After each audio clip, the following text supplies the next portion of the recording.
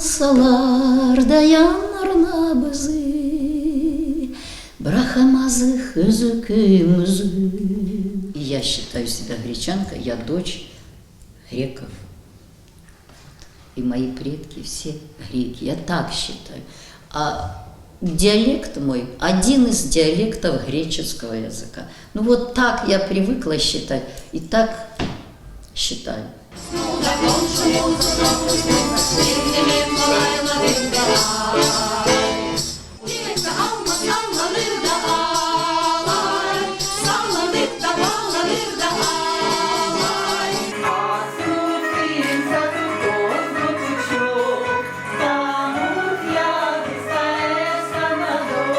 В селе разговаривали по-гречески все. Эй, ты камс, что ты делаешь? Вот так они кричали через дорогу. Бабы между собой только по-гречески разговаривали. Тогда русский никто не применял язык, абсолютно. Аллах, дидим, чихтим, йола, дереги, мис, хапун, ола. Ну вот сосед грек. Но мы с ним разговариваем только по-русски, друг друга не понимаем.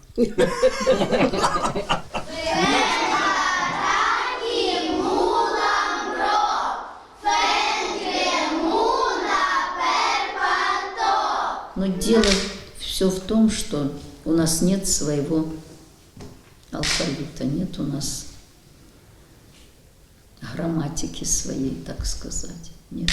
Ну, вот к чему-то единому бы пришли, и у нас была бы своя письменность, можно было как-то начинать двигать это дело с места, чтобы уже культивировать язык побольше, чтобы говорили на нем. Хотя бы говорили, уже даже не писали, говорили.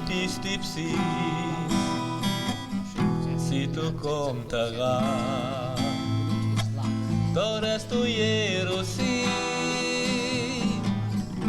θα τρεβούν